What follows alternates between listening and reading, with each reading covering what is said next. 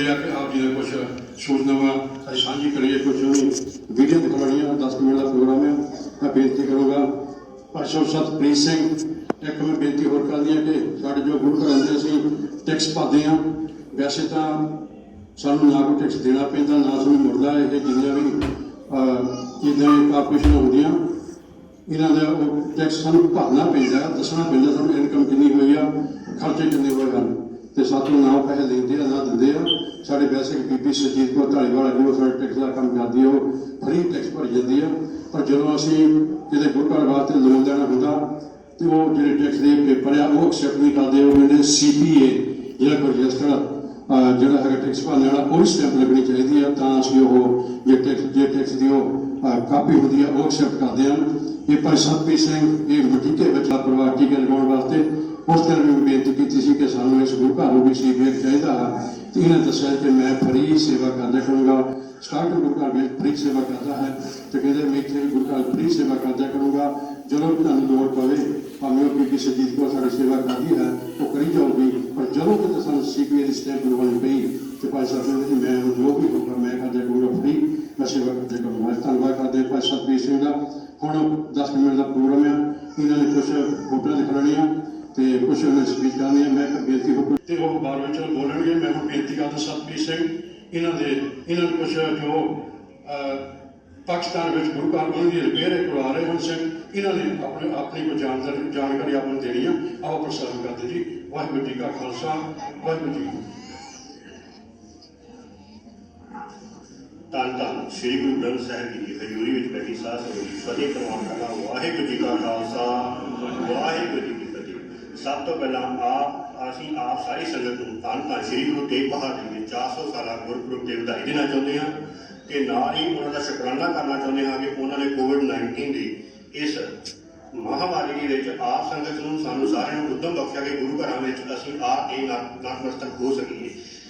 असीं अज उन्हां विचारां नूं दुबारा दोहरावांगे जिहड़ियां असीं रोज़ अरदास विच करदे हां। हर सिख घੱਟ ਤੋਂ घੱਟ 2 वारी अपने घर विच ते गुरुद्वारे विच कई वारी कीतियां जांदियां हन। उन्हां गुरुद्वारिਆਂ को धामां नूं जिन्हां नूं पंथ ਤੋਂ ਵਿਛੋੜਿਆ ਗਿਆ खुले दर्शन दिधा ते सेवा संभाल प्रदान खालसा जी नूं बख्शिया जावे। साडे बजुर्गां नूं जां साडे वड्ड वਡੇਰਿਆਂ नूं इन्हां शब्दां दी क्यों लोड़ पई जां उन्हां ने ਇਹ क्यों अरदास विच शामिल कीते, इस दे अगले 10 मिनट विच आपां विचार करांगे। सब तो पहला मैं आपको दसना चाहता हाँ कि रंजीत नगारा की है। रंजीत नगारा एक नॉन प्रॉफिट ऑर्गेनाइजेशन है USA जिस को प्रॉपर अथॉरिटियां हैं किसी भी देश में किसी भी कंट्री में किसी भी महामारी में जाके कोई भी सेवा करनी, पर इसका मुख्य मकसद केवल तो केवल उन्होंने गुरुद्वारियां गुरधामां नूं सामभना है जिहड़े साडे तो विछोड़ दिते गए, छड्ड दिते गए, खंडर बन गए जां खंडर बन रहे हैं। असीं केवल तो केवल उन्होंने गुरुद्वारियां ते ध्यान केंद्रित किया है जिन्हां नूं राह भी नहीं जांदे। यह रंजीत नगारा धन धन श्री गुरु गोबिंद सिंह जी ने पहली बारी संगत नूं जदों औरंगजेब ने साज बाज सब बंद कर दिता सी उस समय बख्शिया, उस नाम नूं लैके इस नाम नूं रखिया गया। यह धन धन श्री गुरु गोबिंद सिंह जी का बख्शिया होया है। आओ असीं देखते हाँ कि रंजीत नगारा की कर रही है। जिवें कि आप जी दस्सिया है कि यह किसी भी तरह की महामारी में मदद कर सकती है, बट साडा मकसद केवल तो केवल खंडर बन रहे गुरुद्वारियां नूं सामभना है। जिवें आप यह गुरुद्वारा देख रहे हो, यह गुरुद्वारा चोला साहिब है जो रोहतास जिले में है। रोहतास जिला पाकिस्तान दे विच है जिहड़ा कि किसी समय बहुत बड़ा शहर होया करदा सी। किसी समय रोहतास नूं पूरे संसार का मिड पॉइंट भी गिनिया गया सी। इस गुरुद्वारे के हालात 1947 तो बाद ये हुए। इस गुरुद्वारे की सब तो पहला सेवा जे मुख प्रबंधक रह चुके हैं वह माता साहिब कौर जी के पिता जी भाई रामू बासी जी सन। उस तो बाद जो इस गुरुद्वारे की सेवा महाराजा रंजीत सिंह तो पहला उन्होंने दादा जी सरदार चट सिंह ने करवाई, फिर महा सिंह ने महाराजा रंजीत सिंह ने इसनूं संपूर्ण करवाया। 1947 तो बाद जो दुखांत वापरिया चढ़दा ते लहिंदा पंजाब बनिया तो यह गुरुद्वारे अबैंडन हो गए थे। इसलिए ये हालात हो गए। अकाल पुरख की कृपा नाल असीं जद तक कुछ वेखते नहीं, जे अखां नाल वेखिया होएगा उसका असर होर हुंदा है, कन्नां नाल सुणीदा होर हुंदा है। अरदास असीं रोज़ कर दिंदे हां, पर उस नूं जे ध्यान नाल वेखीए तां असीं किन्ना इंप्लीमेंट करते हाँ कि किहड़े गुरुद्वारे सामभणे हन। अकाल पुरख की कृपा नाल इस गुरुद्वारे नूं सामभण दा यतन किया गया। उत्थों की सरकार government of Pakistan evacuee property trust board PSGPC नाल संपर्क किया गया। लिखती रूप में उन्होंने को परमिशनां लईआं गईआं जिहड़ियां कि उन्होंने लिख के दित्तियां भी यह गुरु घर तुहाडे हन ते तुहानूं ही मिलणगे। ਇਹਨਾਂ ਨੂੰ ਤੁਸੀਂ ਸਾਂਭ ਸਕਦੇ ਹੋ। ਇਸ ਗੁਰਦੁਆਰੇ ਦੀ ਜਦੋਂ ਸੇਵਾ ਸ਼ੁਰੂ ਕੀਤੀ, ਇਸ ਤੇ ਕੋਈ ਵੀ ਸਿਟਰਿਕ ਐਸਿਡ ਜਾਂ ਕਿਸੇ ਤਰ੍ਹਾਂ ਦਾ ਕੋਈ ਐਸਿਡ ਨਹੀਂ ਯੂਜ਼ ਕੀਤਾ ਗਿਆ। ਇਸ ਬਿਲਡਿੰਗ ਦੇ ਘੱਟੋ ਘੱਟ 2.5-3 ਫੁੱਟ ਚੌੜੀਆਂ ਕੰਧਾਂ ਹਨ। 3 ਮੰਜ਼ਿਲਾ ਬਿਲਡਿੰਗ ਹੈ। ਇਹ 2-3 ਟਾਈਮ ਤੇ ਬਣੀ। ਇਹਦੇ ਵਿੱਚ ਥੋੜਾ ਬਹੁਤਾ ਬ੍ਰਿਟਿਸ਼ ਆਰਕੀਟੈਕਟ ਵੀ ਮਿਲਦਾ ਹੈ, ਪਰ ਜ਼ਿਆਦਾਤਰ ਸਿੱਖ ਆਰਕੀਟੈਕਟ ਹੈ। ਇਸ ਨੂੰ ਨਿੰਬੂ ਨੂੰ ਨਿਚੋੜ ਕੇ ਪਾਣੀ ਦੇ ਵਿੱਚ ਮਿਕਸ ਕਰਕੇ ਉਸ ਦੇ ਨਾਲ ਇਹਦੀ ਸਫਾਈ ਕੀਤੀ ਗਈ ਤੇ ਸਫਾਈ ਕਰਨ ਤੋਂ ਬਾਅਦ ਇਹ ਬਿਲਡਿੰਗ ਇਸ ਤਰ੍ਹਾਂ ਦੀ ਨਿਕਲੀ।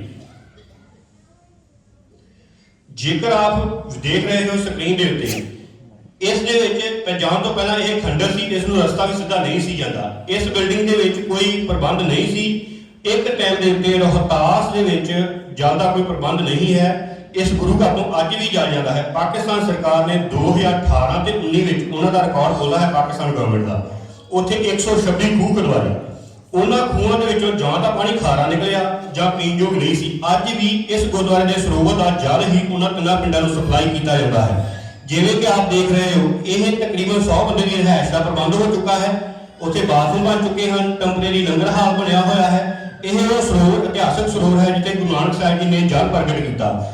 ਜਦੋਂ ਗੁਰੂ ਨਾਨਕ ਸਾਹਿਬ ਜੀ ਟਿੱਲਾ ਜੋਗੀਆਂ ਤੋਂ ਵਾਪਸ ਆਏ ਤਾਂ ਉਹਨਾਂ ਨੂੰ ਇੱਥੇ ਰੁਕਣ ਦਾ ਮੌਕਾ, ਇਹ ਪੋਠੋਹਾਰ ਦਾ ਇਲਾਕਾ ਹੈ, ਇਸ ਜਗ੍ਹਾ ਤੇ ਰੁਕ ਕੇ ਉਹਨਾਂ ਨੇ ਜਦੋਂ ਇੱਥੇ ਉੱਥੋਂ ਦੀ ਸੰਗਤ ਨੇ ਸੁਣਿਆ ਕਿ ਕੋਈ ਮਹਾਂਪੁਰਸ਼ ਆਏ ਹਨ ਤੇ ਆ ਕੇ ਬੇਨਤੀ ਕੀਤੀ ਕਿ ਪੋਠੋਹਾਰ ਦੇ ਇਲਾਕੇ ਵਿੱਚ ਜਲ ਨਹੀਂ, ਤਾਂ ਗੁਰੂ ਸਾਹਿਬ ਜੀ ਨੇ ਕਿਰਪਾ ਕਰਕੇ ਪੈਰ ਦੇ ਅੰਗੂਠੇ ਨਾਲ ਜਾਂ ਸੋਟੀ ਨਾਲ ਵੱਖ-ਵੱਖ ਧਾਰਾਂ ਨਦੀਆਂ ਨੇ ਜਿੱਥੇ ਜਲ ਦਾ ਸੋਮਾ ਪ੍ਰਗਟ ਕੀਤਾ। ਇਹ ਗੁਰਦੁਆਰੇ ਦੀ ਮੇਨ ਬਿਲਡਿੰਗ ਹੈ। ਇਸ ਦੀ ਸਫਾਈ ਹੋ ਚੁੱਕੀ ਹੈ। ਜਾਣ ਦਾ ਰਸਤਾ ਵੀ ਪੱਧਰਾ ਕੀਤਾ ਜਾ ਚੁੱਕਾ ਹੈ। ਇਸ ਦੀ ਇੱਕ ਹੋਰ ਅੱਜ ਗੱਲ ਹੈ, ਜਦੋਂ ਮਹਾਰਾਜਾ ਰਣਜੀਤ ਸਿੰਘ ਨੇ ਉੱਥੇ ਦੇ ਗੁਰਦੁਆਰੇ ਦੇ ਨਾਲ ਜ਼ਮੀਨਾਂ ਲਵਾਉਣੀਆਂ ਸ਼ੁਰੂ ਕੀਤੀਆਂ। ਇਸ ਗੁਰਦੁਆਰੇ ਦੇ ਇਤਿਹਾਸ ਨੂੰ ਦੇਖਦੇ ਹੋ, ਉਹਨਾਂ ਨੇ ਇਸ ਗੁਰਦੁਆਰੇ ਨਾਲ 25 ਕਿੱਲੇ ਜ਼ਮੀਨ ਵਾਈ 192 ਕਨਾਲਾਂ। ਜਦੋਂ 192 ਕਨਾਲਾਂ ਜ਼ਮੀਨ ਵਾਈ, ਇਸ ਨੂੰ ਸਾਂਭਣ ਵਾਲਾ ਕੋਈ ਨਹੀਂ ਸੀ ਤਾਂ ਉਸ ਦੇ ਉੱਤੇ ਕਬਜ਼ੇ ਹੋ ਗਏ, ਜਾਂ ਕਹਿ ਲਓ ਵੀ ਬੇਵਾਦ ਪਈ ਸੀ ਤਾਂ ਜਿਹਨੂੰ ਜਿੰਨੀ ਲੱਗੀ ਉਹਨੇ ਰੱਖ ਲਈ। ਬਟ ਉੱਥੋਂ ਦੇ ਡਿਪਟੀ ਕਮਿਸ਼ਨਰ ਰਾਉਪੁਰੇ ਅਖਤਰ ਦੇ ਕਹਿਣ ਤੇ ਜਾਂ ਉਹਨਾਂ ਦੀ ਮਦਦ ਦੇ ਨਾਲ ਇਹ ਜਿਹੜੀ ਲਾਲ ਲਕੀਰ ਦੇਖ ਰਹੇ ਹੋ, ਬਿਨਾਂ ਕੁਝ ਦਿੱਤੇ ਲਏ, ਬਿਨਾਂ ਕਿਸੇ ਪੈਸੇ ਤੋਂ ਸਾਰੀ ਦੀ ਸਾਰੀ ਗੁਰਦੁਆਰੇ ਦੇ ਹਵਾਲੇ ਕਰ ਦਿੱਤੀ ਗਈ। ਫ੍ਰੀ ਕਬਜ਼ੇ ਵੀ ਛਡਾਏ ਗਏ। ਇਹ ਗੁਰਦੁਆਰੇ ਦੀ ਜ਼ਮੀਨ ਹੈ ਤੇ ਹੁਣ ਗੁਰਦੁਆਰੇ ਕੋਲ ਹੈ। ਹੁਣ ਇਸ ਦੇ ਵਿੱਚ ਜਿਹੜੇ ਮਟੀਰੀਅਲ ਯੂਜ਼ ਕਰਦੇ ਹਨ, ਅਸੀਂ ਕੋਈ ਅੱਜ ਦੇ ਮਟੀਰੀਅਲ ਨਹੀਂ, ਜਿਹੜੇ ਮਹਾਰਾਜਾ ਰਣਜੀਤ ਸਿੰਘ ਨੇ 1834 ਵਿੱਚ ਵਰਤੇ ਸਨ ਉਹਨਾਂ ਨੂੰ ਯੂਜ਼ ਕਰ ਰਹੇ ਹਾਂ।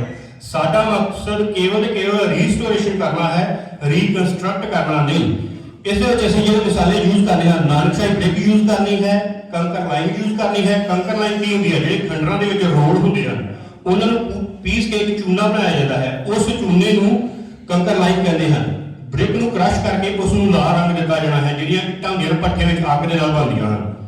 ਉਸ ਤੋਂ ਅੱਗੇ ਜੂਟ, ਜਿਵੇਂ ਬੋਰੀ ਹੁੰਦੀ ਹੈ, ਪਿੰਡਾਂ ਦੇ ਵਿੱਚ ਅਸੀਂ ਸੁਣਿਆ ਹੈ, ਰੱਸੀ ਹੁੰਦੀ ਹੈ, ਉਸ ਨੂੰ ਵੀ ਇਸ ਦੇ ਵਿੱਚ ਪਾਇਆ ਜਾਣਾ ਹੈ। ਉਹ ਇਸ ਮਸਾਲੇ ਨੂੰ ਜੋੜਨ ਦਾ ਵੀ ਕੰਮ ਕਰਦੀ ਹੈ। ਉਸ ਦੇ ਅੱਗੇ ਮਾਵਾਂ ਦੀ ਦਾਲ, ਗੁੜ, ਕਿੱਕਰ ਦੀ ਗੂੰਦ, ਦੁੱਧ, ਦਹੀਂ, ਸਮੁੰਦਰ ਦੀਆਂ ਸਿੱਪੀਆਂ। ਈਵਨ ਉਹਨਾਂ ਸਿੱਖਾਂ ਦੀ ਸ਼ਰਧਾ ਦੇਖੋ ਕਿੰਨੀ ਹੋਵੇਗੀ ਕਿ ਜਦੋਂ ਗੁਰਦੁਆਰੇ ਦੀ ਬਿਲਡਿੰਗ ਨੂੰ ਪੀਲਾ ਰੰਗ ਦਿੱਤਾ ਜਾਂਦਾ ਸੀ ਜਾਂ ਕਹਿ ਲਈਏ ਕੋਈ ਜੈਲੋ ਕਲਰ ਕੀਤਾ ਜਾਂਦਾ ਸੀ ਤਾਂ ਉਸ ਦੇ ਵਿੱਚ ਕੇਸਰ ਪਾਇਆ ਜਾਂਦਾ ਸੀ। ਤੇ ਇਸ ਬਿਲਡਿੰਗ ਦੇ ਵਿੱਚ ਦੁਬਾਰਾ ਉਹੀ ਸਾਰੇ ਮਟੀਰੀਅਲ ਯੂਜ਼ ਹੋਣਗੇ। ਹੁਣ ਇੱਥੇ ਇਹ ਕੁਐਸਚਨ ਆਇਆ ਕਿ ਇਹ ਮਟੀਰੀਅਲ ਦਾ ਸਾਨੂੰ ਕਿੱਦਾਂ ਪਤਾ ਲੱਗਾ ਕਿ ਇਸ ਬਿਲਡਿੰਗ ਵਿੱਚ ਕਿਹੜੇ ਯੂਜ਼ ਕੀਤੇ ਹਨ। ਉੱਥੇ ਪਾਕਿਸਤਾਨ ਦੇ ਵਿੱਚ ਪਸ਼ਾਵਰ ਦੇ ਵਿੱਚ ਇੱਕ ਬਹੁਤ ਵੱਡੀ ਰੈਸਟੋਰੇਸ਼ਨ ਦੀ ਯੂਨੀਵਰਸਿਟੀ ਹੈ। ਉਸ ਦੇ ਵਿੱਚ ਸਾਰੇ ਮਟੀਰੀਅਲ ਡਰਿਲ ਕਰਕੇ ਇੱਥੋਂ ਟੈਸਟ ਕਰਵਾਏ ਗਏ। ਉਹ ਜਿਹੜੇ ਮਟੀਰੀਅਲ ਜਿਸ ਮਕਦਾਰ ਦੇ ਨਿਕਲੇ ਫਿਰ ਉਸੇ ਤਰ੍ਹਾਂ ਹੀ ਉਹਨਾਂ ਨੂੰ ਤਿਆਰ ਕੀਤਾ ਗਿਆ। ਇਹ ਇੱਕ ਰਿਪੋਰਟ ਹੈ, ਸੈਂਪਲ ਰਿਪੋਰਟ ਹੈ ਜਿਹੜੀ ਕਿ ਯੂਨੀਵਰਸਿਟੀ ਨੇ ਸਾਨੂੰ ਦਿੱਤੀ ਵੀ ਇਸ ਦੇ ਵਿੱਚ ਆਹ ਮਟੀਰੀਅਲ ਯੂਜ਼ ਹੋਏ ਹਨ। ਹੁਣ ਅਸੀਂ ਦੇਖਦੇ ਹਾਂ ਕਿ ਜ਼ਿਆਦਾਤਰ ਸਾਡੇ ਨਿਆਣੇ ਹਨ ਜਿਹੜੇ ਉਹ ਯੂਰਪ ਦੇ ਵਿੱਚ ਪੁਰਾਣੀਆਂ ਜਾਂ ਪੁਰਾਤਨ ਬਿਲਡਿੰਗਾਂ ਵੇਖਣ ਜਾਂਦੇ ਹਨ ਕਿ ਗੋਰਿਆਂ ਨੇ ਬਹੁਤ ਸਾਂਭ ਕੇ ਰੱਖੀਆਂ ਹਨ। ਜੇਕਰ ਅਸੀਂ ਸਿੱਖ ਆਰਕੀਟੈਕਟ ਦੀ ਗੱਲ ਕਰਦੇ ਹਾਂ ਤਾਂ ਸਿੱਖ ਆਰਕੀਟੈਕਟ ਛੋਟਾ ਨਹੀਂ। ਜੇਕਰ ਆਪ ਇਸ ਡਰਾਇੰਗ ਦਾ ਝਾਤੀ ਮਾਰੋ ਤਾਂ ਇਸ ਦਾ ਸਟਰਕਚਰ ਜਿਹੜਾ ਹੈ ਕੁਝ ਇਸ ਤਰੀਕੇ ਦਾ ਹੈ ਕਿ ਇਸ ਦੇ ਵਿੱਚ ਕੋਈ ਵੀ ਦੁਨੀਆ ਦਾ ਇਹੋ ਜਿਹਾ ਆਰਕੀਟੈਕਟ ਨਹੀਂ ਜਿਹੜਾ ਨਹੀਂ ਵਰਤਿਆ ਗਿਆ। ਇਹ ਇੰਨੀਆਂ ਆਲੀਸ਼ਾਨ ਬਿਲਡਿੰਗਾਂ ਹਨ, ਜੇ ਇਸੇ ਤਰ੍ਹਾਂ ਹੀ ਸਾਂਭ ਦਿੱਤੀਆਂ ਜਾਣ ਤਾਂ ਅਸੀਂ ਆਪਣੇ ਬੱਚਿਆਂ ਨੂੰ ਇਹ ਦੱਸ ਸਕਦੇ ਹਾਂ ਵੀ ਵਾਕਈ ਹੀ ਸਾਡਾ ਇਤਿਹਾਸ ਹੈ ਤੇ ਸਿੱਖ ਮਾਈਂਡ ਕਿੱਡੇ ਉੱਚੇ ਹੋਇਆ ਕਰਦੇ ਸਨ। ਇਹ ਗੁਰਦੁਆਰਾ ਜਦੋਂ ਬਣ ਕੇ ਤਿਆਰ ਹੋ ਜਾਏਗਾ ਤਾਂ ਕੁਝ ਇਸ ਸੇਵ ਦਾ ਹੋਏਗਾ। ਇਸ ਗੁਰਦੁਆਰੇ ਨੂੰ ਕੋਈ ਰੰਗ ਨਹੀਂ ਕੀਤਾ ਗਿਆ। ਇਹ ਜਿਹੜਾ ਮਟੀਰੀਅਲ ਅਸੀਂ ਵਰਤ ਰਹੇ ਹਾਂ ਇਹ ਮਟੀਰੀਅਲ ਦਾ ਹੀ ਰੰਗ ਹੈ ਜੋ 30-35 ਸਾਲ ਬਾਅਦ ਦੁਬਾਰਾ ਉਸੇ ਹੀ ਸ਼ਕਲ ਦਾ ਜਾਂ ਉਸ ਤੋਂ ਵੀ ਵਧੀਆ ਸ਼ਕਲ ਦਾ ਬਣ ਕੇ ਆਪਣੇ ਆਪ ਹੀ ਪ੍ਰਗਟ ਹੋਵੇਗਾ। ਤੇ ਇਸ ਨੂੰ ਤਕਰੀਬਨ ਘੱਟੋ ਘੱਟ ਦੀ ਬੁਨਿਆਦ 150 ਤੋਂ 200 ਸਾਲ ਹੈ। ਇਸ ਨੂੰ ਦੁਬਾਰਾ ਮੁਰੰਮਤ ਕਰਨ ਦੀ ਲੋੜ ਨਹੀਂ ਪੈਂਦੀ, ਜਾਂ ਛੋਟੀ ਮੋਟੀ ਮੇਨਟੇਨੈਂਸ ਹੀ ਕਰਨੀ ਪਏਗੀ। ਹੁਣ ਅਸੀਂ ਇੱਕ ਹੋਰ ਗੁਰਦੁਆਰਾ ਦੀ ਗੱਲ ਕਰਦੇ ਹਾਂ, ਜਿਸ ਨੂੰ ਕਿ ਅਸੀਂ ਗੁਰਦੁਆਰਾ ਭਾਈ ਕਰਮ ਸਿੰਘ ਜੀ ਕਹਿੰਦੇ ਹਾਂ। ਇਹ ਸ਼ਹੀਦਾਂ ਦੀ ਮਿਸਲ ਦਾ ਗੁਰਦੁਆਰਾ ਹੈ, ਜੋ ਸਾਡੀ ਰਿਸਰਚ ਅੱਜ ਤੱਕ ਦੱਸਦੀ ਹੈ। ਉੱਥੇ ਭਾਈ ਕਰਮ ਸਿੰਘ ਜੀ, ਬਾਬਾ ਮਰਦਾਨ ਸਿੰਘ, ਬਾਬਾ ਕਰਮ ਸਿੰਘ ਮਰਦਾਨ ਹੋਤੀ ਵਾਲੇ ਵੀ ਹੋਏ ਹਨ। ਉਹਨਾਂ ਦਾ ਵੀ ਗੁਰਦੁਆਰਾ ਹੈ, ਬਟ ਇਹ ਤੋਂ 30-35 ਕਿਲੋਮੀਟਰ ਦੂਰ ਹੈ। ਇਸ ਗੁਰਦੁਆਰੇ ਭਾਈ ਕਰਮ ਸਿੰਘ ਜੀ ਕੌਣ ਹੋਏ ਹਨ? ਬਾਬਾ ਦੀਪ ਸਿੰਘ ਜੀ ਨੂੰ ਸਾਰੇ ਜਾਣਦੇ ਹਾਂ। ਅੰਮ੍ਰਿਤਸਰ ਦੇ ਵਿੱਚ ਉਹਨਾਂ ਦਾ ਬਹੁਤ ਵੱਡਾ ਗੁਰਦੁਆਰਾ ਹੈ। ਜਦੋਂ ਬਾਬਾ ਦੀਪ ਸਿੰਘ ਜੀ ਨੂੰ ਸ਼ਹੀਦਾਂ ਦੀ ਮਿਸਲ ਦਾ ਮੁਖੀ ਬਣਾਇਆ ਗਿਆ, ਜਿੱਥੇ ਉਹ ਦਮਦਮੀ ਟਕਸਾਲ ਦੇ ਮੁਖੀ ਸਨ, ਉੱਥੇ ਸ਼ਹੀਦਾਂ ਦੀ ਮਿਸਲ ਦੇ ਮੁਖੀ ਵੀ ਨਵਾਬ ਕਪੂਰ ਸਿੰਘ ਜੀ ਨੇ ਉਹਨਾਂ ਨੂੰ ਬਣਾਇਆ। ਜਦੋਂ ਉਹ ਸ਼ਹੀਦਾਂ ਦੀ ਮਿਸਲ ਦੇ ਮੁਖੀ ਬਣੇ ਤੇ ਉਹਨਾਂ ਦੇ 5 ਮੁੱਖ ਸਹਾਇਕ ਥਾਪੇ ਗਏ। ਉਹਨਾਂ ਵਿੱਚੋਂ ਬਾਬਾ ਕਰਮ ਸਿੰਘ ਜੀ ਇੱਕ ਸਨ। ਬਾਬਾ ਕਰਮ ਸਿੰਘ ਜੀ ਜਦੋਂ ਬਾਬਾ ਦੀਪ ਸਿੰਘ ਜੀ ਦੀ ਸ਼ਹੀਦੀ ਹੋਈ ਤਾਂ ਉਸ ਤੋਂ ਬਾਅਦ ਬਾਬਾ ਕਰਮ ਸਿੰਘ ਜੀ ਨੂੰ ਮਿਸਲ ਸ਼ਹੀਦਾਂ ਦੇ ਦੂਜੇ ਮੁਖੀ ਬਣਾਇਆ ਗਿਆ। ਇਹ ਉਹਨਾਂ ਦਾ ਸਥਾਨ ਹੈ। ਇਸ ਦੀ ਸਫਾਈ ਹੋ ਚੁੱਕੀ ਹੈ। ਇਸ ਦੀਆਂ ਕੁਝ ਤਸਵੀਰਾਂ ਸਫਾਈ ਤੋਂ ਬਾਅਦ ਇਹ ਗੁਰਦੁਆਰੇ ਦਾ ਅੰਦਰਲਾ ਹਿੱਸਾ ਹੈ। ਇਹ ਥੜਾ ਸਾਹਿਬ ਜਿੱਥੇ ਪ੍ਰਕਾਸ਼ ਕੀਤਾ ਜਾਂਦਾ ਸੀ, ਤੇ ਇਹ ਉਸ ਦਾ ਅੰਦਰਲਾ ਆਰਕੀਟੈਕਟ ਹੈ ਦੁਆਲ ਹਾਲ ਦਾ। ਇਹ ਉਸ ਦੀਆਂ ਕੁਝ ਸਾਈਡਾਂ ਦਾ ਸਾਈਡ ਦੇ ਕਮਰੇ ਹਨ, ਜਿੱਥੇ ਬਹੁਤ ਹੀ ਕਚਰਾ, ਕਹਿ ਲਓ ਵੀ ਫੁੱਟ 1.5 ਫੁੱਟ ਮਿੱਟੀ ਚੜੀ ਹੋਈ ਸੀ ਜਾਂ ਛੱਤਾਂ ਡਿੱਗ ਕੇ ਪਈਆਂ ਹੋਈਆਂ ਸਨ। ਜਿਵੇਂ ਅਸੀਂ ਗੁਰਦੁਆਰੇ ਦੇ ਵਿੱਚ ਬਰਾਂਡੇ ਬਣਾਉਂਦੇ ਹਾਂ, ਉਸ ਸਮੇਂ ਵੀ ਬਣਾਏ ਜਾਂਦੇ ਸਨ। ਇਹ ਪਾਕਿਸਤਾਨ ਦੇ ਵਿੱਚ ਸਭ ਤੋਂ ਲੇਟੈਸਟ ਗੁਰਦੁਆਰਾ, ਜਾਂ ਕਹਿ ਲਓ ਸਭ ਤੋਂ ਮਗਰੋਂ ਬਣਾਇਆ ਗਿਆ। 1944 ਵਿੱਚ ਇਸ ਦੀ ਰਿਪੇਅਰ ਹੋਈ ਸੀ। ਇਹਦੇ ਵਿੱਚ ਬ੍ਰਿਟਿਸ਼ ਆਰਕੀਟੈਕਟ ਬਹੁਤ ਮਿਲਦਾ ਹੈ ਸਿੱਖ ਆਰਕੀਟੈਕਟ ਦੇ ਨਾਲ ਨਾਲ। ਇਹ ਬਰਾਂਡਾ ਬਣਾਇਆ ਗਿਆ। ਜੇਕਰ ਅਸੀਂ ਝਾਤੀ ਮਾਰੀਏ, ਜਿਹੜਾ ਬਰਾਂਡਾ ਅਸੀਂ ਦੇਖਿਆ ਹੈ, ਇਹ 2 ਮੰਜ਼ਿਲਾ ਸੀ। ਇਸ ਦੇ ਉੱਤੋਂ ਦੀ ਛੱਤ ਵੀ ਢਹਿ ਚੁੱਕੀ ਹੈ। ਸਾਰਾ ਕੁਝ ਆਪ ਦੇ ਸਾਹਮਣੇ ਹੈ, ਕਿਸ ਤਰ੍ਹਾਂ ਇਹ ਟੁੱਟਾ ਭੱਜਾ ਹੈ। ਇਸ ਨੂੰ ਵੀ ਕੋਈ ਸਾਂਭਣ ਵਾਲਾ ਨਹੀਂ ਸੀ। ਇਸ ਦੇ ਵੀ ਲਾਗੇ ਚਾਗੇ ਇਸ ਦੀ ਇੱਕ ਬਿਲਡਿੰਗ ਦੇ ਵਿੱਚ ਸਕੂਲ ਵੀ ਖੁੱਲਾ ਹੈ, ਜਿਹੜਾ ਕਿ ਸਰਕਾਰ ਨੇ ਸਾਨੂੰ ਕਿਹਾ ਹੈ ਕਿ ਵਾਪਸ ਦਿੱਤਾ ਜਾਵੇਗਾ। ਇਹ ਗੁਰਦੁਆਰੇ ਦਾ ਪਿਛਲਾ ਹਿੱਸਾ ਹੈ। ਇਹ ਗੁਰਦੁਆਰਾ ਜੇਹਲਮ ਦਰਿਆ ਦੇ ਕੰਢੇ ਤੇ ਸੀ। ਇਸ ਦਾ ਵਿਊ ਬਹੁਤ ਹੀ ਸੋਹਣਾ ਸੀ। ਜਿਵੇਂ ਗੁਰਦੁਆਰੇ ਦਾ ਐਡਾ ਸੋਹਣਾ ਮਨਮੋਹਕ ਤੇ ਕੀਰਤਨ ਜਾਂ ਕਥਾ ਹੋਇਆ ਕਰਦੀ ਹੋਏਗੀ ਤੇ ਕਿੰਨਾ ਆਨੰਦ ਵੱਜਦਾ ਹੋਏਗਾ। ਬਟ ਇਸ ਵੇਲੇ ਇਸ ਦੇ ਅਗਲੇ ਪਾਸੇ ਬੰਨ ਬਣ ਚੁੱਕਾ ਹੈ, ਤਾਂ ਆਹ ਸਾਰੀ ਚੀਜ਼ ਛੱਪੜ ਬਣ ਚੁੱਕੀ ਹੈ। ਸ਼ਹਿਰ ਦੀ ਸਾਰੀ ਗੰਦਗੀ ਇਸ ਡੰਪ ਦੇ ਵਿੱਚ ਆਉਂਦੀ ਹੈ। ਅਕਾਲ ਪੁਰਖ ਨੇ ਕਿਰਪਾ ਰੱਖੀ ਤੇ ਇਸ ਤੇ ਵੀ ਭਰਤੀ ਪਾ ਕੇ ਇਸ ਨੂੰ ਜੀਟੀ ਰੋਡ ਦੇ ਨਾਲ ਜੋੜ ਕੇ ਇਸ ਨੂੰ ਸਿੱਧਾ ਕਰਕੇ ਇੱਥੇ ਵਧੀਆ ਗੁਰਦੁਆਰਾ ਬਣਾ ਦਿੱਤਾ ਜਾਵੇਗਾ। ਅਗਲੇ ਗੁਰਦੁਆਰੇ ਦੀ ਗੱਲ ਕਰਦੇ ਹਾਂ, ਗੁਰਦੁਆਰਾ ਟਿੱਲਾ ਜੋਗੀਆਂ। ਅਸੀਂ ਕਥਾਵਾਂ ਵਿੱਚ ਕਈ ਵਾਰੀ ਸੁਣਿਆ ਹੈ ਕਿ ਕੋਈ ਇਹੋ ਜਿਹੀ ਜਗ੍ਹਾ ਸੀ ਜਿੱਥੇ ਜੇ ਕੋਈ ਜੋਗੀ ਨਹੀਂ ਸੀ ਜਾਂਦਾ ਤਾਂ ਉਸ ਦਾ ਯੋਗ ਪੂਰਾ ਨਹੀਂ ਸੀ ਹੁੰਦਾ। ਇਹ ਉਹ ਜਗ੍ਹਾ ਹੈ। ਇਸ ਟਿੱਲੇ ਦੇ ਉੱਤੇ ਪੂਰੇ ਦਾ ਪੂਰਾ ਪੰਜਾਬ ਚਾਰ ਚੁਫੇਰਿਓਂ ਪੂਰਾ ਹੀ ਦਿਖਦਾ ਹੈ। ਇਹ ਇਤਿਹਾਸਕ ਪੱਖ ਤੋਂ ਹੀ ਬਹੁਤ ਮਹੱਤਵਪੂਰਨ ਹੈ। ਜੇਕਰ ਅਸੀਂ ਇਸ ਵਿੱਚ ਝਾਤੀ ਮਾਰੀਏ ਤਾਂ ਸਾਡੇ ਸਿੱਖ ਕਿੰਨੀ ਕੁ ਸੂਝ-ਬੂਝ ਦੇ ਨਾਲ ਗੁਰਦੁਆਰੇ ਬਣਾਇਆ ਕਰਦੇ ਸਨ। ਉਸ ਦੇ ਵਿੱਚ ਜੇਕਰ ਆਪ ਦੀਵੇਦਾਨਾਂ ਦੇ ਝਾਤੀ ਮਾਰੋ, ਇਹ ਦੀਵੇਦਾਨ ਹਨ ਜੋ ਉਸ ਸਮੇਂ ਬਣਾਏ ਗਏ। ਇਹ 10 ਹਨ, ਜਿਹੜੇ ਕਿ 10 ਗੁਰੂ ਸਾਹਿਬਾਨ ਨੂੰ ਸਮਰਪਿਤ ਸਨ। 11ਵਾਂ ਦਰਵਾਜ਼ਾ ਹਾਜ਼ਰ ਹਜ਼ੂਰ ਗੁਰੂ ਗ੍ਰੰਥ ਸਾਹਿਬ ਜੀ ਨੂੰ ਅੰਦਰ ਜਾ ਕੇ ਮਿਲਣ ਦੇ ਵਾਸਤੇ, ਮੱਥਾ ਟੇਕਣ ਵਾਸਤੇ ਬਣਾਇਆ ਗਿਆ, ਜਿਹੜਾ ਕਿ ਪੂਰਨ ਦੇ ਬਹੁਤ ਸਿੱਖੀ ਸਿਧਾਂਤਾਂ ਦੇ ਅਨੁਸਾਰ ਕੀਤਾ ਗਿਆ ਸੀ। ਹੁਣ ਜੇਕਰ ਇਸ ਚੀਜ਼ ਵੱਲ ਝਾਤੀ ਮਾਰੀ, ਜਿਨ੍ਹਾਂ 9 ਨਾਥਾਂ ਦੀ ਆਪਾਂ ਗੱਲ ਕੀਤੀ ਹੈ, ਉਹ 9 ਨਾਥਾਂ ਦਾ ਸਥਾਨ ਇਹ ਹੈ ਜਿਹੜਾ ਆਹ ਰੈਕਟੈਂਗਲ ਆਪਾਂ ਦੇਖ ਰਹੇ ਹਾਂ। ਇਸ ਸਥਾਨ ਦੇ ਉੱਤੇ ਜਦੋਂ ਉੱਥੋਂ ਦੇ ਜੋਗੀਆਂ ਨੂੰ ਪਤਾ ਲੱਗਾ ਕਿ ਗੁਰੂ ਸਾਹਿਬ ਥੱਲੇ ਆਏ ਹਨ, ਤਾਂ ਉਹਨਾਂ ਨੇ ਸੁਨੇਹਾ ਭੇਜਿਆ ਕਿ ਗੁਰੂ ਸਾਹਿਬ ਇੱਥੇ ਵੀ ਆਓ। ਉਹਨਾਂ ਨੇ ਪਾਲਕੀ ਭੇਜੀ, ਪਰ ਗੁਰੂ ਸਾਹਿਬ ਨੇ ਪਾਲਕੀ ਵਿੱਚ ਬੈਠਣਾ ਪਸੰਦ ਨਹੀਂ ਕੀਤਾ। ਉਹ ਕਹਿੰਦੇ ਵੀ ਅਸੀਂ ਖੁਦ ਆਵਾਂਗੇ।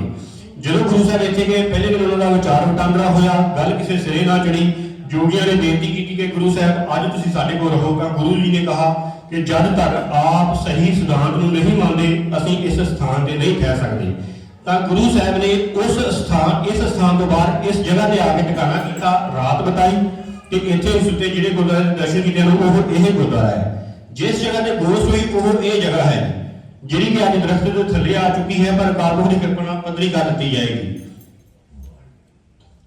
ਜੇਕਰ ਆਪ ਪੂਰੇ ਕੰਪਲੈਕਸ ਨੂੰ ਦੇਖੋ, ਜਦੋਂ ਸਿੱਖਾਂ ਦਾ ਰਾਜ ਆਇਆ, ਮਹਾਰਾਜਾ ਰਣਜੀਤ ਸਿੰਘ ਦਾ ਰਾਜ ਆਇਆ, ਤਾਂ ਉਸ ਨੇ ਇਸ ਜਗ੍ਹਾ ਨੂੰ ਢਹਿ ਢੇਰੀ ਨਹੀਂ ਕੀਤਾ। ਇਹ 9 ਨਾਥਾਂ ਦੀ ਜਗ੍ਹਾ ਉਸ ਤਰ੍ਹਾਂ ਦੀ ਉਸ ਤਰ੍ਹਾਂ ਹੀ ਰਹਿਣ ਦਿੱਤੀ, ਪਰ ਉਸ ਦੇ ਨਾਲ ਨਾਲ ਜਿਹੜਾ ਆਹ ਸਾਰਾ ਕੰਪਲੈਕਸ ਦੇਖ ਰਹੇ ਹੋ, ਇਸ ਦਾ ਗੁਰਦੁਆਰਾ ਬਣਾ ਦਿੱਤਾ। ਆਲੀਸ਼ਾਨ ਕਮਰੇ, ਲੰਗਰ ਹਾਲ, ਡਿਸਪੈਂਸਰੀਆਂ ਖੋਲ ਦਿੱਤੀਆਂ।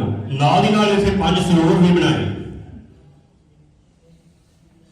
ਇਹ ਜਿਹੜੀ ਤਸਵੀਰ ਦੇਖ ਰਹੇ ਹੋ, ਇਹ ਗੁਰਦੁਆਰਾ ਟਿੱਲਾ ਜੋਗੀਆਂ ਦੇ ਲੰਗਰ ਹਾਲ ਹੀ ਹੈ, ਜੋ ਮਹਾਰਾਜਾ ਰਣਜੀਤ ਸਿੰਘ ਦੁਆਰਾ ਬਣਾਇਆ ਗਿਆ ਸੀ। ਕੇਵਲ ਇੱਕ ਗੇਟ ਨਹੀਂ ਖੜਾ ਹੈ, ਬਾਕੀ ਢਹਿ ਢੇਰੀ ਹੋ ਚੁੱਕਾ ਹੈ, ਬਟ ਨੀਹਾਂ ਅਜੇ ਬਾਕੀ ਹਨ। ਇਹ ਸਰੋਵਰ ਹੈ ਜੋ ਸਿੱਖਾਂ ਦਾ ਸਰੋਵਰ ਸੀ ਉਸ ਸਮੇਂ। 5 ਸਰੋਵਰ ਬਣਾਉਣ ਦਾ ਮਕਸਦ ਹੋ ਸਕਦਾ ਹੈ ਮਹਾਰਾਜਾ ਰਣਜੀਤ ਸਿੰਘ ਦਾ ਇਹ ਹੋਵੇ ਵੀ ਹਿੰਦੂਆਂ ਦਾ ਵੱਖਰਾ ਸੀ, ਮੁਸਲਮਾਨਾਂ ਦਾ ਵੱਖਰਾ ਸੀ, ਜਾਂ ਬੀਬੀਆਂ ਵਾਸਤੇ ਵੱਖਰਾ ਸੀ, ਪਰ 5 ਸਰੋਵਰ ਸੀ, ਜਿਨ੍ਹਾਂ ਵਿੱਚੋਂ 2 ਬਾਕੀ ਹਨ। ਤੇ ਇੱਕ ਇਹ ਸਭ ਤੋਂ ਸੋਹਣਾ ਸਰੋਵਰ ਮਿਲਿਆ ਹੈ ਜਿਹੜਾ ਕਿ ਸਿੱਖਾਂ ਦਾ ਸੀ। ਹੁਣ ਆਪਾਂ ਗੱਲ ਕਰਦੇ ਹਾਂ ਖਾਲਸੇ ਦੀ ਮਾਤਾ ਸਾਹਿਬ ਕੌਰ ਜੀ ਦੀ। ਮਾਤਾ ਸਾਹਿਬ ਕੌਰ ਜੀ ਨੂੰ ਸਾਰੇ ਜਾਣਦੇ ਹਾਂ, ਮਾਤਾ ਸਾਹਿਬ ਦੇਵਾ ਜੀ ਵੀ ਕਹਿੰਦੇ ਹਾਂ। ਜੇਕਰ ਅਸੀਂ ਝਾਤੀ ਮਾਰੀਏ ਤਾਂ ਜਦੋਂ ਵੀ ਅੰਮ੍ਰਿਤ ਛਕਾਇਆ ਜਾਂਦਾ ਹੈ ਤਾਂ ਇੱਕ ਗੱਲ ਕਹੀ ਜਾਂਦੀ ਹੈ ਕਿ ਅੱਜ ਤੋਂ ਧਰਮ ਦੇ ਪਿਤਾ ਧੰਨ ਧੰਨ ਸ੍ਰੀ ਗੁਰੂ ਗੋਬਿੰਦ ਸਿੰਘ ਜੀ ਹਨ, ਅਸੀਂ ਵਾਸੀ ਅਨੰਦਪੁਰ ਦੇ ਹਾਂ ਤੇ ਮਾਤਾ ਦਾ ਨਾਮ ਮਾਤਾ ਸਾਹਿਬ ਕੌਰ ਜੀ ਹੈ। ਇਹ ਆਪ ਉਹਨਾਂ ਦੇ ਸਥਾਨ ਦੇ ਦਰਸ਼ਨ ਕਰ ਰਹੇ ਹੋ ਜਿੱਥੇ ਕਿ ਉਹਨਾਂ ਦਾ ਜਨਮ ਹੋਇਆ। ਹੁਣ ਸਾਨੂੰ ਕਿੱਦਾਂ ਪਤਾ ਲੱਗਾ ਵੀ ਉਹਨਾਂ ਦਾ ਜਨਮ ਇੱਥੇ ਹੋਇਆ? ਇੱਕ ਤਾਂ ਇੱਥੇ ਬਹੁਤ ਆਲੀਸ਼ਾਨ ਪਹਿਲਾਂ ਗੁਰਦੁਆਰਾ ਹੋਇਆ ਕਰਦਾ ਸੀ, ਇਹ ਨਹੀਂ ਹੋ ਸਕਦਾ ਕਿ ਮਹਾਰਾਜਾ ਰਣਜੀਤ ਸਿੰਘ ਨੇ ਗੁਰਦੁਆਰਾ ਬਣਾਇਆ ਹੋਇਆ। ਦੂਜਾ, ਮਾਤਾ ਜੀ ਦੇ ਪਿਤਾ ਜੀ ਭਾਈ ਰਾਮੂ ਬਾਸੀ ਜੀ ਗੁਰਦੁਆਰਾ ਚੋਹਾ ਸਾਹਿਬ, ਜਿਸ ਦੀ ਕਿ ਸੇਵਾ ਕਾਲਪੁਰਖ ਨੇ ਕਿਰਪਾ ਰੱਖੀ ਤਾਂ ਨਵੰਬਰ ਤੱਕ ਜਾਂ ਅਗਸਤ ਤੱਕ ਕੰਪਲੀਟ ਹੋ ਜਾਵੇਗੀ। ਉਸ ਦੇ ਮੁੱਖ ਪ੍ਰਬੰਧਕ ਵੀ ਹੋਇਆ ਕਰਦੇ ਸਨ।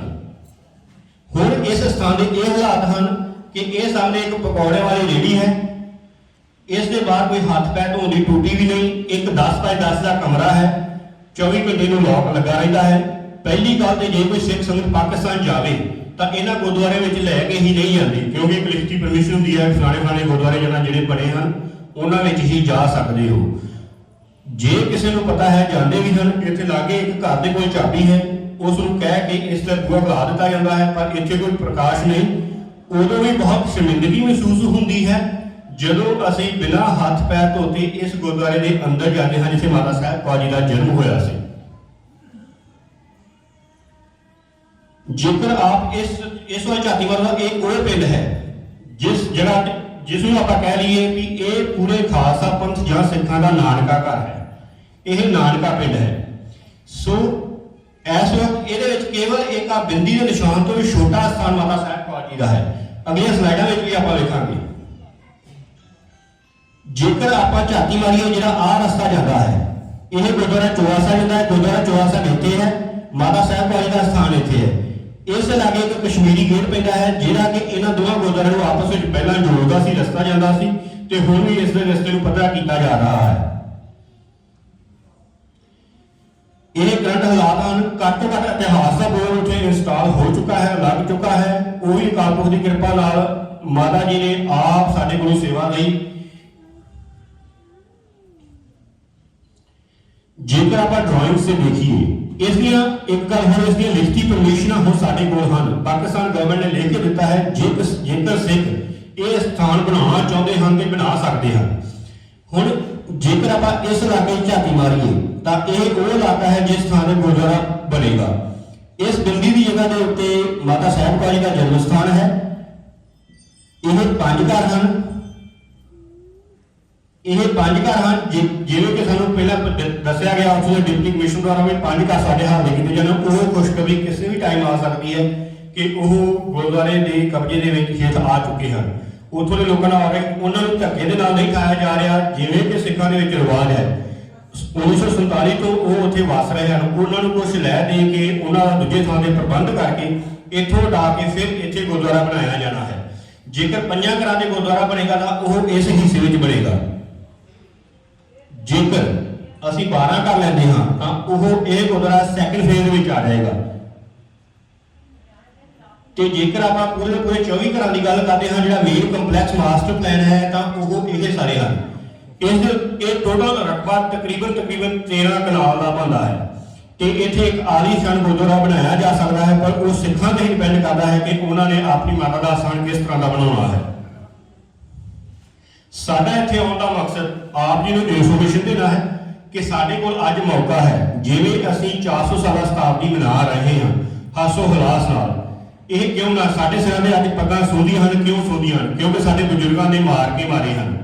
ਅਸੀਂ ਆਪਣੀਆਂ ਆਉਣ ਵਾਲੀਆਂ ਪੀੜ੍ਹੀਆਂ ਨੂੰ ਕੀ ਦੇ ਕੇ ਜਾ ਰਹੇ ਹਾਂ? ਜੇਕਰ ਸਾਡੇ ਪੋਤੜੇ ਪੁੱਛਣਗੇ ਵੀ ਤੁਸੀਂ ਆਪਣੀ ਕੌਮ ਲਈ ਕੀ ਕੀਤਾ, ਕੀ ਅਸੀਂ ਆਪਣੇ ਸਥਾਨ ਵੀ ਨਹੀਂ ਸਾਂਭ ਸਕੇ? ਇਹਨਾਂ ਇਤਿਹਾਸਕ ਸਥਾਨਾਂ ਦੇ ਨਾਲ ਹੀ ਸਾਡਾ ਇਤਿਹਾਸ ਹੈ। ਸਾਡੀ ਬੇਨਤੀ ਹੈ, ਆਪ ਸਾਡੀ ਕਿਸ ਤਰ੍ਹਾਂ ਹੈਲਪ ਕਰ ਸਕਦੇ ਹੋ? ਉਹ ਇਸ ਜਗ੍ਹਾ ਤੇ ਦਿੱਤਾ ਹੋਇਆ ਹੈ। ਅਸੀਂ ਬਾਹਰ ਵੀ ਟੇਬਲ ਲਾ ਕੇ ਬੈਠੇ ਹਾਂ। ਜੇ ਕਿਸੇ ਦੇ ਮਨ ਦੇ ਵਿੱਚ ਕੋਈ ਕੁਐਸਚਨ ਹੋਵੇ ਜਾਂ ਕੋਈ ਵੀ ਹੋਵੇ ਵੀ ਅਸੀਂ ਉੱਥੇ ਸੇਵਾ ਕਿਉਂ ਕਰ ਰਹੇ ਹਾਂ, ਪਾਕਿਸਤਾਨ ਨੂੰ ਹੀ ਕਿਉਂ ਚੁਣਿਆ, ਇੰਡੀਆ ਦੇ ਵਿੱਚ ਵੀ ਸਥਾਨ ਹਨ ਉਹਨਾਂ ਨੂੰ ਕਿਉਂ ਨਹੀਂ ਚੁਣਿਆ? ਪਹਿਲੀ ਗੱਲ ਤਾਂ ਇੰਡੀਆ ਦੇ ਵਿੱਚ ਸੇਵਾਵਾਂ ਬਹੁਤ ਚੱਲ ਰਹੀਆਂ ਹਨ, ਉੱਥੇ ਵੀ ਬਹੁਤ ਸਥਾਨ ਸਾਂਭਣ ਵਾਲੇ ਹਨ। ਜਿਵੇਂ ਆਪਾਂ ਗੱਲ ਕਰਦੇ ਹਾਂ ਕਿਲ੍ਹਾ ਮਿਰਜ਼ਾ ਜਾਣ ਹੈ, ਜਦੋਂ ਸਿੱਖਾਂ ਦਾ ਪਹਿਲਾ ਰਾਜ ਆਇਆ ਤਾਂ ਬਾਬਾ ਬੰਦਾ ਸਿੰਘ ਬਹਾਦਰ ਨੇ ਗੁਰਦਾਸਪੁਰ ਵਿੱਚ ਬਣਾਇਆ, ਜਿਹੜਾ ਕਿ ਢਹਿ ਢੇਰੀ ਹੋ ਰਿਹਾ ਹੈ। ਸਾਡੇ ਕੰਸਰਨ ਵਿੱਚ ਉਹ ਵੀ ਹੈ, ਟੋਡਰ ਮੱਲ ਜੀ ਦੀ ਹਵੇਲੀ ਹੈ, ਮੋਤੀ ਮਹਿਰਾ ਜੀ ਦੀ ਹਵੇਲੀ ਹੈ, ਕਿਲ੍ਹਾ ਗੋਬਿੰਦਗੜ੍ਹ ਹੈ ਅੰਮ੍ਰਿਤਸਰ ਦੇ ਵਿੱਚ। ਸੋ ਬੜੇ ਸਥਾਨ ਹਨ ਜਿਹੜੇ ਬਣਨ ਵਾਲੇ ਹਨ। ਪਰ ਸਭ ਤੋਂ ਪਹਿਲਾਂ ਅਸੀਂ ਇਹ ਸੋਚਿਆ ਵੀ ਕਿਉਂ ਨਾ ਮਾਤਾ ਸਾਹਿਬ ਕੌਰ ਜੀ ਦਾ ਸਥਾਨ ਬਣਾਇਆ ਜਾਵੇ, ਕਿਉਂਕਿ ਇਹ ਸਿੱਖਾਂ ਵਾਸਤੇ ਬਹੁਤ ਸ਼ਰਮਿੰਦਗੀ ਵਾਲੀ ਗੱਲ ਹੈ ਕਿ ਮਾਤਾ ਜੀ ਦਾ ਜਨਮ ਸਥਾਨ ਹੋਵੇ ਤੇ ਉੱਥੇ ਕੋਈ ਵੀ ਪ੍ਰਬੰਧ ਨਾ ਹੋਵੇ। ਸੋ ਆਪ ਜੀ ਨੂੰ ਬੇਨਤੀ ਹੈ, ਇੰਨੀਆਂ ਬੇਨਤੀਆਂ ਕਰਦਾ ਹੋਇਆ ਮੈਂ ਖਿਮਾ ਦਾ ਜਾਚਕ ਹਾਂ, ਜ਼ਿਆਦਾ ਟਾਈਮ ਨਾ ਲਵਾਂ। ਜੇ ਕੋਈ ਵੀ ਪ੍ਰਸ਼ਨ ਹੈ ਸਾਨੂੰ ਬਾਹਰ ਆ ਕੇ ਮਿਲੋ, ਜੇ ਕੋਈ ਭੁੱਲ ਚੁੱਕ ਹੋ ਗਈ ਹੋਵੇ ਮਾਫ ਕਰਨਾ। ਵਾਹਿਗੁਰੂ ਜੀ ਕਾ ਖਾਲਸਾ, ਵਾਹਿਗੁਰੂ ਜੀ ਕੀ ਫਤਿਹ।